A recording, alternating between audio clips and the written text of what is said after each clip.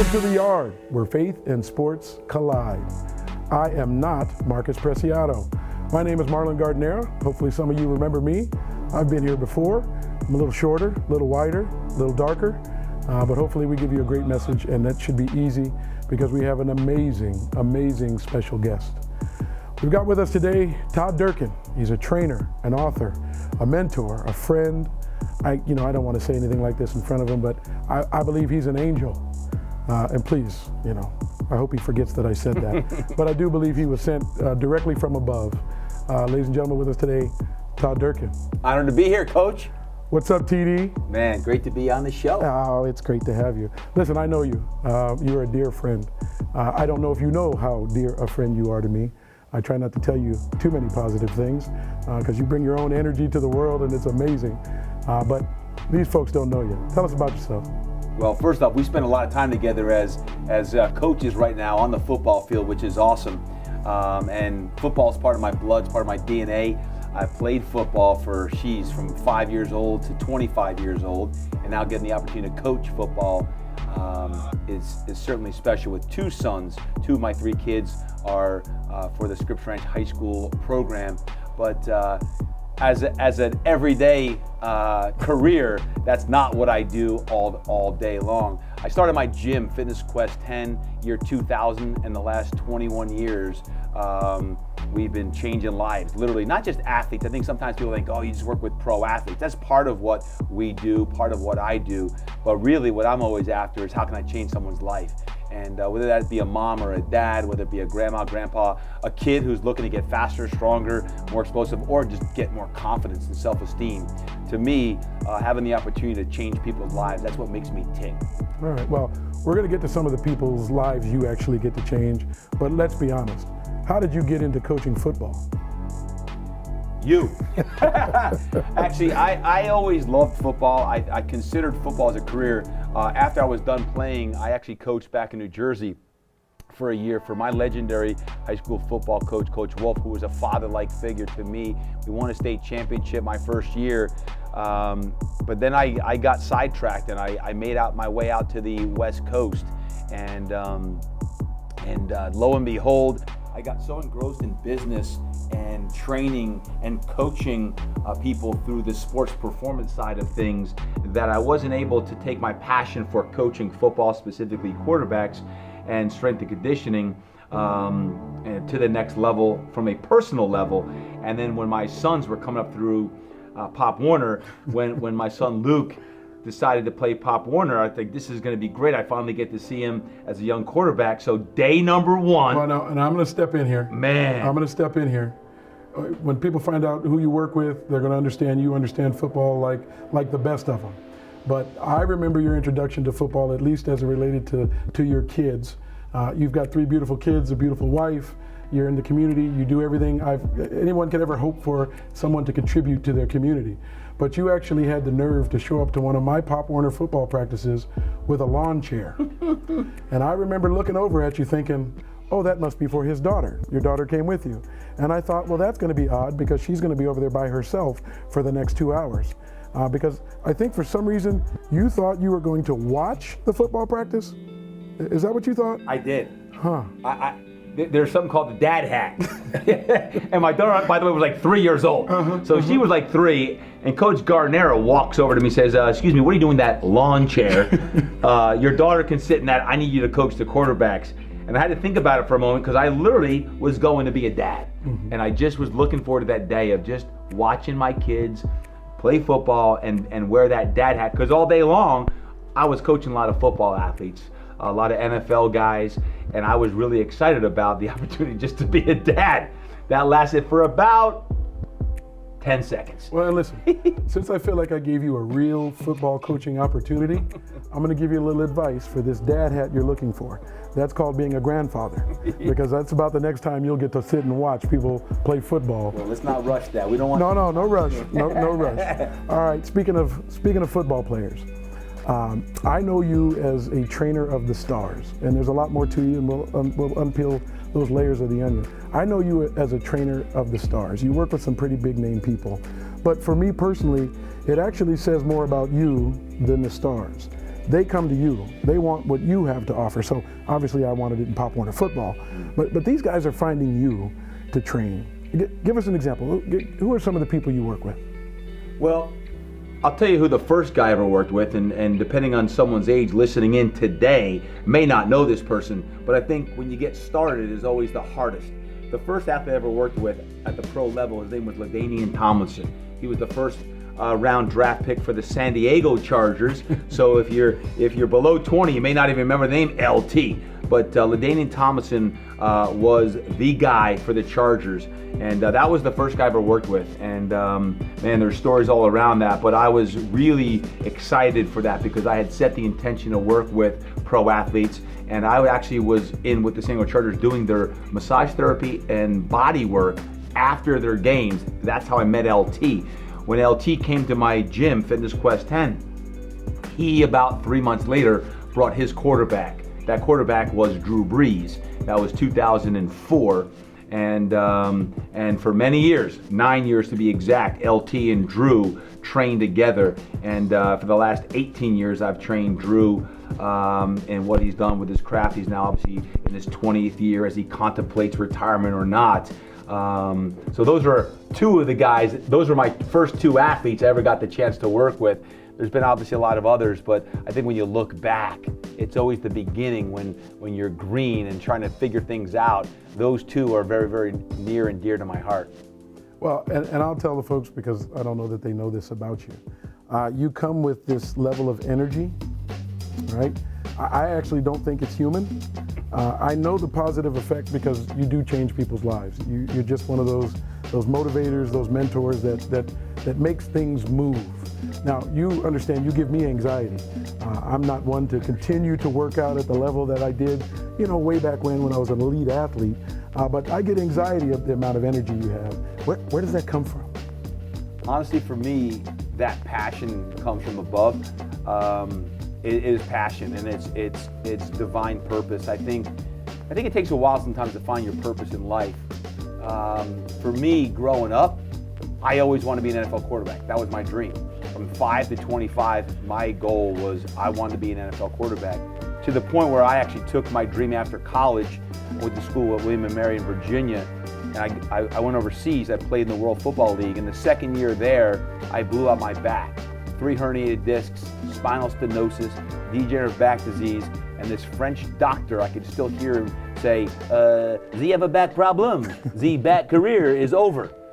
Your football career is over." I'm like, no. Well, at age 25, when he said my football career was over, it was over. And that was a very dark time for me because I had to discover a new purpose and dream. Looking back now, 25 years later, it's to the point of like, that was God putting a new dream inside of me. I didn't know it. It took me 5 years to figure out, hey, let me start a business 5 years after that with no clients, no money, no business plan.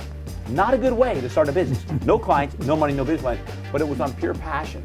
And it was on faith that somehow I was gonna take my original dream of being a football player and then this circuitous route to heal my own back pain without having surgery. When LT came to me, he said, I want to get my body right. I want to be pain-free. And when Drew came to me, all the way through when he tore his shoulder out of his socket in the 2005 season, these were all things that I was able to take my experience from my dream to be in the NFL to learning what it's like to be at the top and also at the bottom. And to the point, even now when I'm working with guys like Drew, it's like you always have to have a dream. And you better be relying on your faith when you're looking at what your dream is, because sometimes you get derailed. Sometimes your dream is your dream, it's not God's plan. Because now God was laughing at me the whole time saying, everything was perfect. Everything was perfect. You didn't see it at the time because you were beating yourself up and you were down, you're dark, sometimes even depressed of how you're gonna get through this time. And for me, I look back and I kind of like, man, I wish I even had stronger faith than in the plan. But when it's your dream, and that's what you want. Listen, I've seen you train some of these people. And as much as they're elite athletes, and I'll use Drew Brees as an example, his work ethic is unbelievable. I think of an NFL quarterback, makes a lot of money, maybe they're living the easy life, the good life. This guy trains like he's going to war, and I've seen it. But I also see the energy you give and put into him. You don't have to self-motivate if you're in the room. You do it. And this is where, I hate to give you credit, I called you an angel. You've breathed that energy into me, and it hasn't been for fitness, ever. I don't want to work out.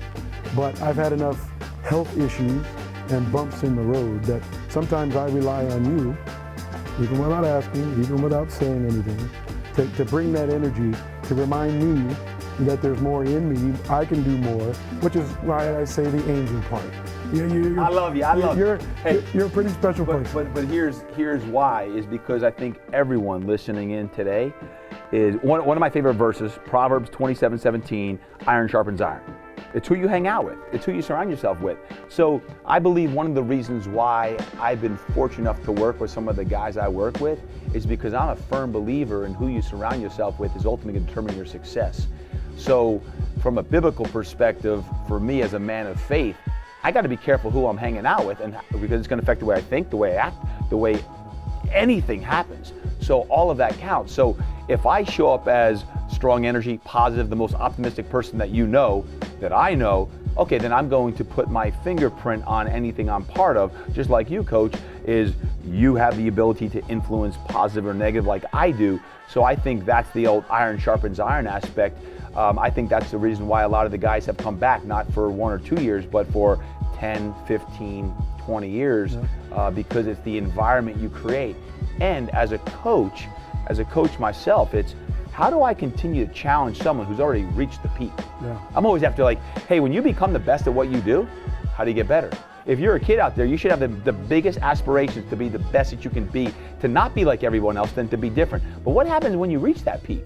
And I've been around that. I've been around not just athletes, but what got me out to California in the first place was working with a producer in Hollywood who produced Oprah Winfrey, Wheel of Fortune, and Jeopardy. And that guy sold his company for $2 billion when I was training him. $2 billion with a B. And he's leaning on me saying, what should I do? I think when you are sharp on the inside, that passion that comes through, that energy you feel, that is true divine passion. And I think when your passion aligns with your purpose, that's just authentic energy that's sustainable. It's not something you can go do one time and then go out there for a day or a week or even a season and be a rah-rah guy or gal. I'm talking about something that's sustainable for years. Yeah. Listen, I'm one of the few people that gets to enjoy it on a regular basis. We live in the same community. You're here in San Diego. I know you're an author. What I can't figure out is how you managed to bottle all of this up into words in a book. How's that process for you? When I was in 7th grade, my father taught me how to write. There was this award for Pop Warner All-American. You had to put together 5 essays. I sat down at a ping pong table with a legal pad, and he said, I want you to write these essays out. So I started writing these essays out. He said, no, you have to have a catchy opener. And I still remember, third and long. I called the play, what the play is. I could smell the green grass growing. And I had this real catchy opener of it's a beautiful day, and we get the first down, converts into a touchdown, and the crowd goes wild. Back when I wanted to be great. And I started to learn how to write and write. Writing is a skill. It's a skill that's being lost. So when I look at, now you bring up my 3rd book, Get Your Mind Right, I actually enjoy the process of writing now because it's part of what I do every day. Not always writing books, but even this morning, journaling. Free-form journaling, writing down in a journal your thoughts. Because I believe when you actually, not on your phone and not on a computer, although I do a lot of writing on a computer, when you actually write your thoughts on paper, old school style, is you get it out of your head and into the paper, which becomes your heart. And when you get your heart on fire, that becomes passion. So for me, it's become a skill, and it's a skill that is actually learned and taught, and it's something that you practice. So people say, I'm a horrible writer. I think it's actually I don't run the 40 good, or I don't throw the football well. Then practice it. Writing and speaking, it's a skill of how you do that. Well, on that note, tell us about your last book.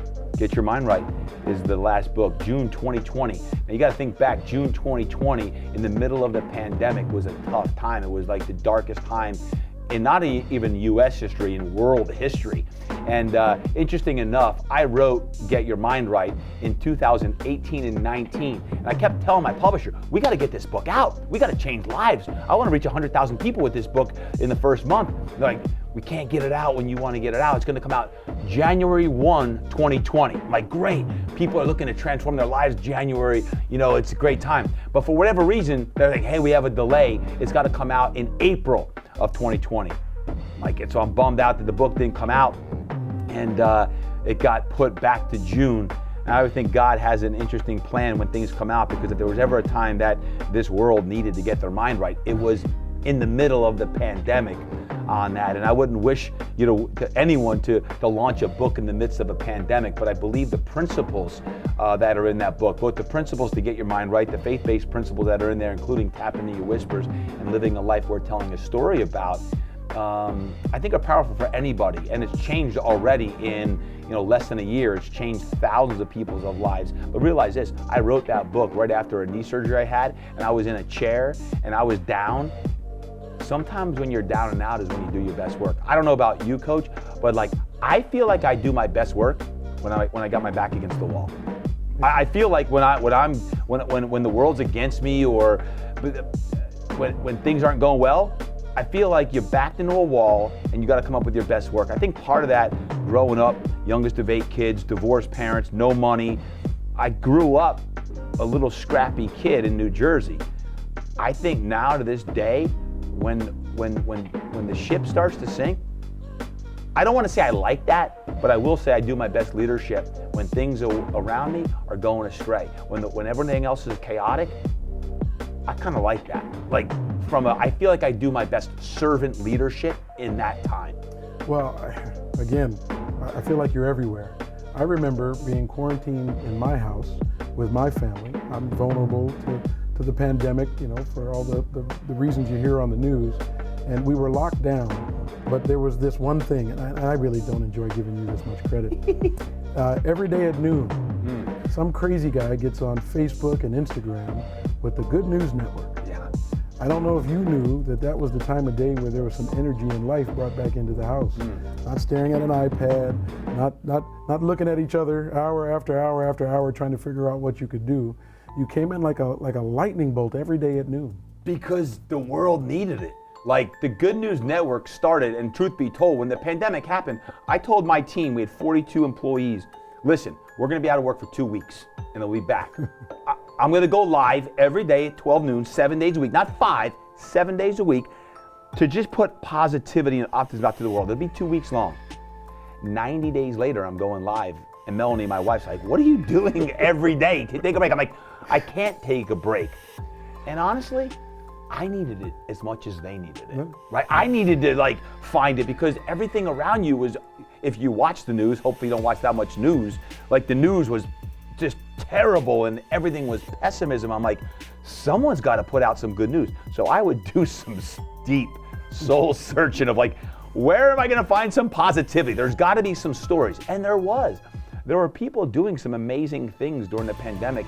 I went live every day for 9 days. I said I'm going to go live until our gym opened back up, and it was 90 days later that we actually opened up for the first time. We eventually got closed down again for a second time, but it was 90 days that the Good News Network was there. And that thing was, sometimes it was 20 minutes long and sometimes it was an hour, but every day at 12 noon, I was going live. Side note on that, when I was in the 4th grade, my grandfather, who was on his deathbed, said this. He said, part of success in life is showing up every day, especially when you don't feel like it. He died a week later, and that day at his funeral, I vowed to myself, I heard his words, that I wasn't going to miss another day of school in my life. And from the 4th grade until the day I graduated high school, I didn't miss a day of school. I don't share that story very much, but it was always, I had ingrained in my head, show up, show up. So from the 4th grade to the 12th grade, I didn't miss a day of school. Now, there were days I was sick, I didn't feel like going to school and everything else, but I prided myself as I was going to be different than everyone else. I was going to show up, because you show up, and by showing up, you're successful. There's days at work for the last 21 years, I don't feel like showing up. You show up. So I think that 90-day thing in the middle of the pandemic was part of just my DNA of, that's a routine and that's a habit. It's not something like, oh, he or she's built different. I'm not built different. It was just in my head. Like, here's what you got to do. Show up when you don't feel like showing up. Well, with that in mind, while I have you here, if I could get you to commit to coaching with me until I stop coaching and show up every day, that would be wonderful. Okay, that's probably a little bit much to ask. You know, everything about you, you just ooze having an impact. And as I said, not everybody gets a chance to hear from you. And you have a show. There is a way for people to connect with you, people to hear this energy, feel this energy, meet some of the people you find interesting, some of the people you bring to the table. Started a podcast a couple years ago called the Todd Durkin Impact Show. And what is impact? Interesting enough, standing for what you believe in. They always say, what, you stand for something or you'll fall for anything? 2010, Drew Brees had just won the Super Bowl. And I had always wanted to write a book, and I didn't have any books at that time. And it took Brees to get the MVP of that Super Bowl for me to get a book deal from Rodale and Men's Health. So here I am in New York City, downtown New York City. I had already written the book. They said, if you want this book deal done, you got to write it in 10 weeks. And the 10 weeks was the worst time. It was the summer. And for me, the summers, I got all my guys prepping for the NFL. It's busy, it's crazy. Summer camps, everything's going on. I wrote that book in 10 weeks. An entire book, 10 weeks, with keeping the schedule. The reason I share that is I fly back to New York, I go into the CEO of Rodale, I walk into his office, and he said, by the way, we changed the name of your book, The Impact Body Plan, to a book called True Strength. I said, no, you didn't. I said, it's Impact Body Plan. He said, no. When we think impact, we think car crash, and we don't want to sell a book called Impact Body Plan. I said, excuse me for a second. I left, I went down to the corner, I called up my literary agent. I said, by the way, they just changed the name of the book, and I'm not going to publish it with it other than the Impact Body Plan. I flew home to San Diego. I remember being on the plane where my book that I just wrote for 10 weeks, it's launching in another month. I said, I'm walking on the deal. I was willing to walk on that away from a deal that had a dream for a long time, because I believed in the word impact. It was so deep in my heart. It was a spiritual thing. It was something that I couldn't put a word to it, but I do remember saying, I'm willing to walk from this deal. Fortunately, 3 weeks later, they came back and said, okay, it'll be the Impact Body Plan. Now, the reason I share that is because what happens is a brand becomes a brand when you live it. And to me, impact is legacy. And impact stands for something. Live inspired. Inspired means in spirit. If you're in spirit, you're inspired. And if you're tired, you're not inspired. M is master your craft. So I don't care if it's a high school athlete, boy or girl, if it's an entrepreneur, a mom or a dad, it's a pro athlete, you've got to master your craft. You mentioned Drew Brees. That guy in 20 years is still trying to master his craft. Still, the amount of film work that he spends, the energy he spends in trying to master his craft is incredible. The P is play at world class. The P in impact. Play at world class is get your mind right. How do you get your mind right when you don't feel like getting up, you don't feel like working out, you don't feel like eating what you should eat? Well, ultimately it's the discipline, the habits and the routines to do what you want to do. A is take action. So many times people come in like, hey, I want to be a starter on the high school team, or I want to get a college scholarship, or I want to be an all-star, all-pro in the NFL. Are you willing to take the actions necessary to do what I say you need to do if you want to get to that level and have a sustainable 7, 10 plus year career?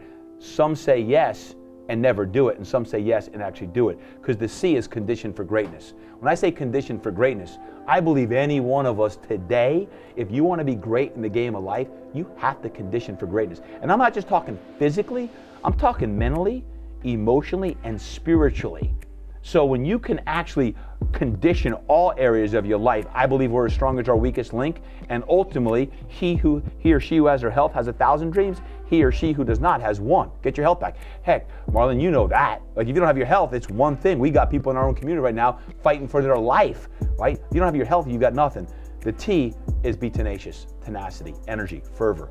Am I showing up with the fervor, the energy every day to make a difference? If I don't nourish my spirit, if I don't have that, guess what? I'm just an average Joe walking around and a coach that I'm taking up space. I'm eating oxygen without giving back.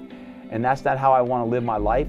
And based on my divine purpose, what God's imparted to me, and through my lessons and setbacks and adversities and everything else, it's like when I show up, I'm going to show up.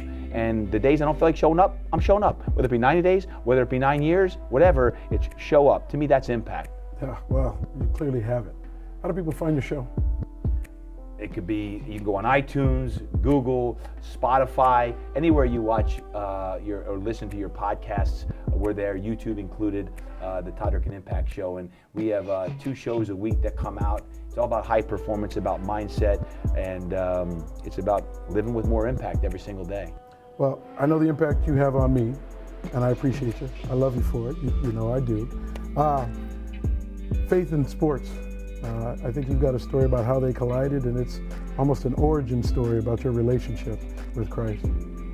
Yeah, I mean, here's the thing. I think a lot of people live with fear in their life, and I always say, what does fear stand for? It could be, false expectations appearing real. It could be facing everything and running, facing everything and rising. And I'm always like, faith over fear. How am I going to use faith over fear? As the youngest of 8 kids, I mentioned that mom and dad growing up, I learned sitting in pews at a young age. I grew up Catholic, and I just was ingrained that every week you show up to church. And I did from the time I was 5 all the way to 18, 19, until I went away to college. But as a college football player, before a game on Saturdays, you'd have chapel service. So on Friday night, still remember my freshman year, Pastor Freddie Mitchell down in Tidewater, Virginia, comes in for the Friday night chapel. Now this was a non-denominational church. I wasn't really familiar with what a non-denominational church was. I grew up Catholic. So I go down to the South, non-denominational, Pastor Freddie comes in and starts speaking about a relationship with Jesus. I'm like, a relationship with Jesus? I thought like it's about religion. I'm a Catholic. It's not about the religion, it's about a relationship. And it was that night that I accepted Christ as my Savior. And interesting enough, it was a year later, not less than a year later, that my mentor, my coach, my biggest cheerleader, my father, at the age of 58, suffered a massive heart attack and died. That rocked my world, because if without my faith, I would have been in a bad shape. Because I questioned my faith. Like, God, how can you take my father away from me? I'm in college and he's 58, I'm 20 years old. And that actually strengthened my faith. And through my career, including my back injury, which ended my dream to play professional football here, again, faith got me through it. Every adversity I've ever been through, it's always been one that my strength has been stronger. My faith has been stronger because of my relationship with Jesus, to the point of even now, through the pandemic, through the Good News Network. It's like, man, if I'm not getting my time in the Word, then my energy, my optimism, my goals, the changes I'm making right now in my life as I speak, of like, God, what do you have next for me? Chapter 9, I'm gonna get you my rights, tap into the whispers. It doesn't matter what the world's telling you. Oh, you're successful as a coach or a trainer or entrepreneur or coach. It doesn't matter. What's God telling you what's next? That's what I'm tapping into now, is tapping into the whispers. What's God whispering? Because you may say, oh, you have all these accolades, you work with these athletes. It doesn't matter. At the end of the day, when I'm hopping over those pearly gates, and side straddle hopping through the pearly gates someday, it's like, are you going to hear what I always say is, I want to hear God say to me, well done, good and faithful servant. If I don't hear that, it doesn't matter what the world tells me if I've been successful or not. It's, did I tap into the deepest potential that I had? And if I did, and I die empty, like my energy is empty, it's on E, then I'm going to hear that. That's what drives me. And we don't talk about that a lot. I try to live my life by example, but since you ask, it's every single day. It's trying to nurture the relationship with Jesus. And hey, how am I doing? What can I do to be better? Am I emulating that? Do kids look up to me? Do the coaches and the people I have the opportunity to network with? Because, man, one thing I've learned is life is short. You know that too, Coach. But losing my father at the age of 58, that definitely rocked my world. And I see it every day with people passing away, is we have a finite time here on earth. And I don't want to take it any day for granted. Let alone the opportunities that exist here in 2021. Hey, listen, I know a lot of people, but you definitely qualify as a good and faithful servant. There's no question God put you here for a reason, and you give out every ounce of the energy I think He's given you to everybody. I got to thank you for being my first guest. I got to thank you for coming to the Yard, where faith and sports collide. You've been amazing. I appreciate you, Tim. Thank you, Coach. Thank you. Hey, folks, you need a Todd Durkin in your life. God puts them everywhere. That's the reason I call him an angel. That person may be somebody you deal with regularly and didn't look at it and see it and feel it that way. That person may be somebody you're yet to meet. But know that God puts people here next to you for a reason. And likewise, you could be that person. But for a lot of you, it's going to start with knowing God yourself, having a relationship with Jesus. That's something you can pray on. That's something you can talk to people about because it's something worth having. I think God put Todd Durkin in my life. Make sure you have God in yours. Appreciate y'all listening in today. Have a great week.